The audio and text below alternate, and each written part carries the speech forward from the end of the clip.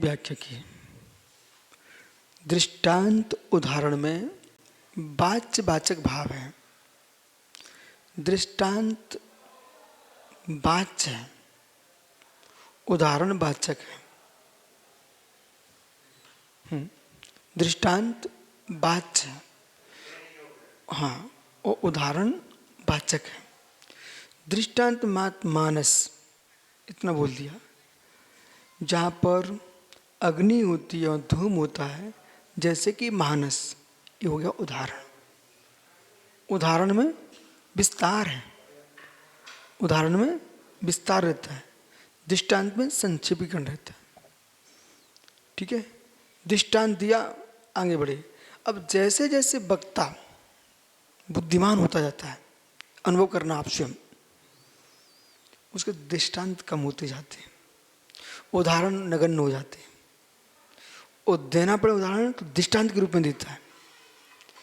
उदाहरण विस्तार से देना पड़ता है, दृष्टांत संक्षेप में होता है। हम तो पूरा अनुभव कर रहे हैं। पहले हम प्रवचन करते थे, एक कथा लेते थे पूरी टोटल, क्योंकि समय अधिक विषय कम था। कथा पूरी लेना, उस कथा के अंदर फिर विषय भरना। जैसे श्रावण की पूर्णमासी है, उसमें कितने सारे विषय भरे जा सकते हैं। तो मधुर प्रवचनकार होना है, और सामान्य जनता है जो कथा को ही समझ पाती है, तत्व को नहीं समझ पा रही है, उसे कथा के माध्यम से, उदाहरण के माध्यम से विषय देना। अब माना कि तुम्हारे छात्र, एक कॉलेज से विद्यालय में बैठे आप छात्र हैं, और 30 मिनट का पीरियड है आपका, बराबर 30 मिनट आपको मिले हैं, और आपको अपना पूरा कोर्स पूरा कराना है, साल भर का।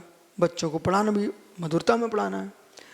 आप 30 मिनट में कथा कहानी सुना दिए तो कहानी तो अच्छी लगी, पर जो विषय रखा था वो तो कुछ भी नहीं हुआ। उदाहरण देते उसका लिए, उसका उदाहरण क्या है? जैसे कि अनिकेत ने प्रश्न किया, अपने घर का प्रश्न किया, अपने घर की समस्या। यहाँ परीक्षा मुक्त की कक्षा चल रही है, और घर की समस्या हाथ जोड़ के बैठ गया, गुरुजी समस्या का समाधान। इसका समाधान अच्छा हो गया, खुश हो गया। लेकिन हमारे 25 जो छात्र हैं, इनकी समय का घात हो गया। समझ में आ रहा है ना? इनके समय की हत्या हो गई, और साथ उनकी बुद्धि की भी हत्या हो गई, विशुद्धि की भी हत्या हो गई, क्योंकि वे मन बना के आए थे। और कभी कभी वक्ता की भी हत्या हो जाती है।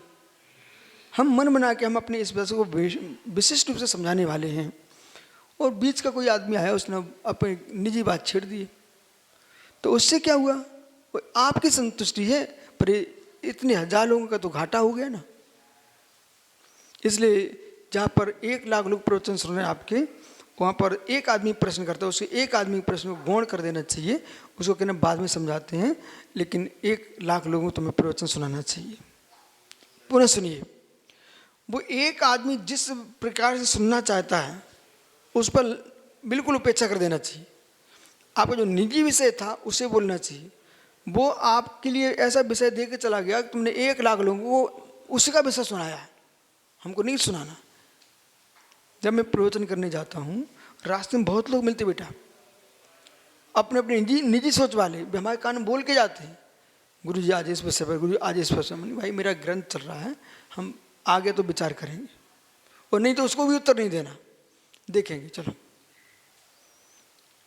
1 लाख लोगों को घाटा लग जाएगा। फिर आज अभी सुप्रसाद बगल में चल रहे थे, एक आदमी बोला पैर छू लूं क्या? मिला था ना, RSS का जवान था, तो उसने पूछा मैं पैर छू लूं क्या? तो लोगों ने कहा छू लो। पैर छूने के बाद क्या बोलता है? हम आपके शिष्य हैं। अभी कर्नाटक यहीं का था, कोई आसपास का। हम आपके शिष्य हैं। बोले शिष्य कैसे? हम प्रतिदिन आपको सुनते हैं। अब देखिए कौन सी गली में कौन श्रावक, कौन व्यक्ति क्या सुन रहा है। तो आपको इस माइक पर वही बोलना चाहिए जो देश हितकारी हो, कल्याणकारी हो। कल बोला एक सज्जन ने क्या कहा, जैन दिगंबर मुनि ये नंगे नहीं है, ये दिगंबर हैं। ये बीभत्स नहीं है, ये तत्व ज्ञानी है। ये अमर्यादा में नहीं जीते हैं, ये मर्यादा में जीते हैं और देश को पागलपन नहीं देते हैं, ज्ञान देते हैं। तरुण सारी का नाम लिया, आचार्य विद्यासागर का नाम लिया, कितने विवेकपूर्वक उसने बोला भाई ये लोग ज्ञान देते हैं और स्वच्छ रहते हैं, स्वयं स्वच्छ रहते हैं और देश को बुद्धि को स्वच्छ करते हैं। तो आप जैसे जैन समाज देश में पढ़ी लिखी समाज कहलाती है, ये तो सरकार मार रही है, ऐसे जैन साधु तत्वज्ञानी होते हैं। इस बात को पूरा विश्व स्वीकारता है। इसलिए आप लोगों की अपनी गुणवत्ता में कमी नहीं लाना चाहिए। निर्गंत सागर जी, आप लोगों की प्रसिद्धि है तत्व ज्ञान के नाम से प्रसिद्धि है। जो आपके नाम को नहीं जानता है, आपके तत्व ज्ञान को जानते हैं। जब वैदिक क्रियाकांड का प्रचार था, तब भारत में तत्व ज्ञान था श्रमणों के पास। उपनिषदों की रचना हुई, फिर इसके बाद उपनिषदों की रचना हुई इसके बाद। पर क्यों? इस श्रमणों के पास जो तत्व ज्ञान था बड़ा गहरा था। बिना क्रियाकांड के ये साधक जीते कैसे हैं? तत्व ज्ञान के बल पर। तत्व ज्ञान जो गहराइयां हैं बड़ी अलौकिक हैं। कैसी? आपने वट का वृक्ष देखा है, वृक्ष मोटा, वो सामान्य बात है। उस वट वृक्ष के ऊपर से जड़ें आती हैं, ऊपर से, नीचे वाले नहीं, ऊपर से, और ऊपर की जड़ें नीचे चली जाती हैं। बे इतनी मोटी हो जाती हैं, जो मूल वृक्ष होता ना वो गौण हो गया है। वो चारों तरफ वही जड़ें दिखाई दे रही हैं। कितनी गहरी जड़ें उसकी, विशाल भूखंड को घेर लेती है। ऐसी तत्व ज्ञान है। जितना गहरे में जाओगे उसका अलौकिक आनंद प्रारंभ हो जाता है।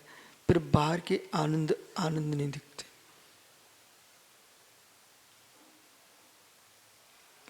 साध्य साधन, व्यापक। अब उपनय क्या है? हेतु रूप संहारा उपनया। हेतु उपसंहार, हेतु को दोहराना, वो क्या है? उपनय। अब ध्यान दीजिए, एक ए उपनय है, एक आला पद्धति का उपनय है। हमको समझाना बहुत जरूरी है, नहीं तो आप यहाँ का वहाँ लगा लोगे, वहाँ का यहाँ लगा दोगे। वो एक नहीं है। ये नया नाम समीपा उपनया, वो नए के समीप जो है उसका नाम उपनय है। सद्भूत असद्भूत, उपचरित अनुपचरित, सुजाति विजाति, ये उपनय है। ठीक है ना? बे नए वाले उपनय हैं। पर यहाँ क्या है? ये अनुमान के अंग। ये क्या है? अनुमान के अंग। प्रतिज्ञा हेतु उदाहरण उपनय निगमन। तो यहाँ जो है हेतु को दोहराना, उपनय। तो उपनीयते जो आपने, जैसे यहां पर धूम है, धूम है, अग्नि होना चाहिए। तो आपने धूम को क्या बनाया? हेतु बनाया। ठीक है ना? साधन बनाया। पुनः के नहीं, उसको पुनः दोहरा दो दीजिए। कैसे दोहराएंगे आप? धूम होने से अग्नि का ज्ञान हुआ है, धूम के ज्ञान से अग्नि का ज्ञान हुआ है। तो बालकों को इसी प्रकार समझाना पड़ता है। फिर से दोहरा दिया, जिससे उसको मन में मस्तिष्क में शंका न बचे। और आगे अपन निगमन की व्याख्या करेंगे। तो प्रतिज्ञास्तु निगमनम पढ़ो, छोटे सूत्र हैं। तो प्रतिज्ञास्तु निगमनम, तो प्रतिज्ञा का दोष है ना, निगमन है। अब प्रतिज्ञा क्या दोहराई? अग्नि, धूम नहीं, अग्नि, साध्य। प्रतिज्ञा क्या है तुम्हारी? साध्य।